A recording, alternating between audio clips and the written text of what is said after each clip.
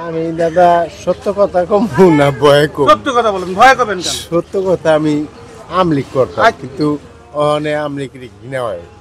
ঘৃণা হয় কি লিগা যে ওর পিছে শত শত ওর ছেলেপেন আও বাচ্চা এটা থুয়ে যে ওর জানলে পলাইছে, তাহলে আমগো দিক তো আর চাইনি।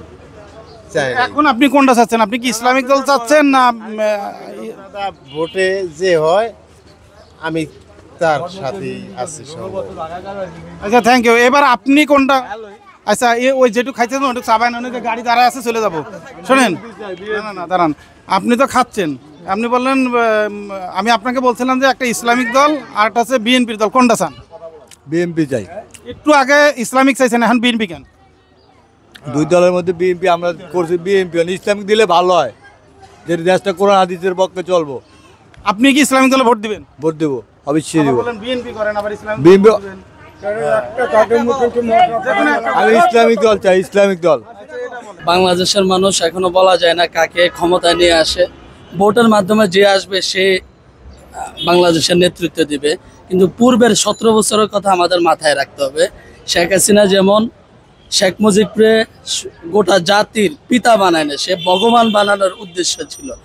ওটা মাথায় রেখে যে স্বৈরাচার যেন সামনে ভবিষ্যতে আমাদের এখানে মাথা ছাড়া দিয়ে না আসতে পারে, ওইটা মাথায় রেখে যে ক্ষমতা আসবে, জনগণ মানুষকে সুস্থ নির্বাচন হবে আশা করি, মানুষে ভোট দিবে। ভোটের মাধ্যমে যে আসে আমরা তাকে গ্রহণ করে নিব, কিন্তু পূর্বের মতো যেন কেউ স্বৈরাচার না হতে পারে দেশের জনগণ বুঝে গিয়েছে।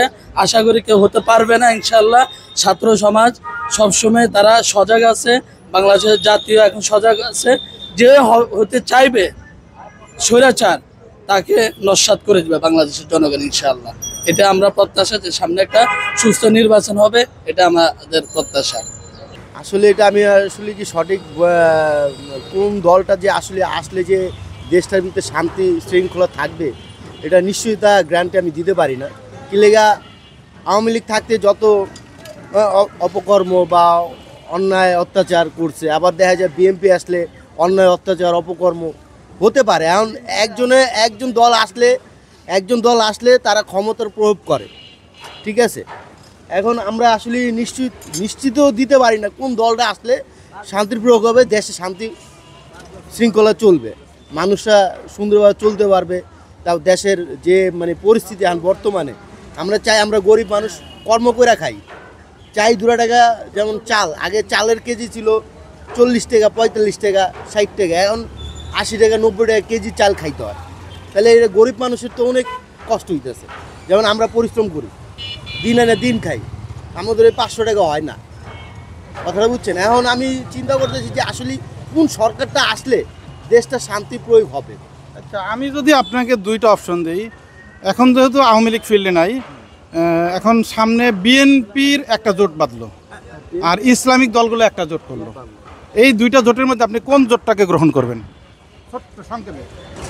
আসলে কি এই দুইটা জোটের মধ্যে আমি মনে করি যে আসলে বিএনপি আজকে 16, 17, 18 বছর ধরে আর নির্বাচনে আসে নাই, তারা অনেক অন্যায় অত্যাচার প্রোভ করছে। তা আমি মনে করি যে বিএনপি আসলে ভালো হবে। আচ্ছা, থ্যাংক ইউ। আপনি বিএনপি চাচ্ছেন, আপনি কোন দল চাচ্ছেন? কোন জোট আসলে মানুষ শান্তিতে থাকতে পারবে? জামাত ইসলাম। জামাত ইসলাম চাচ্ছেন, থ্যাংক ইউ। কেউ ইসলামিক দল, কেউ বিএনপি চাচ্ছেন। দর্শক আপনারা দেখতেছেন, আমরা একটু সামনের দিকে যাই, দেখি আর কোন ভাই কি চায়।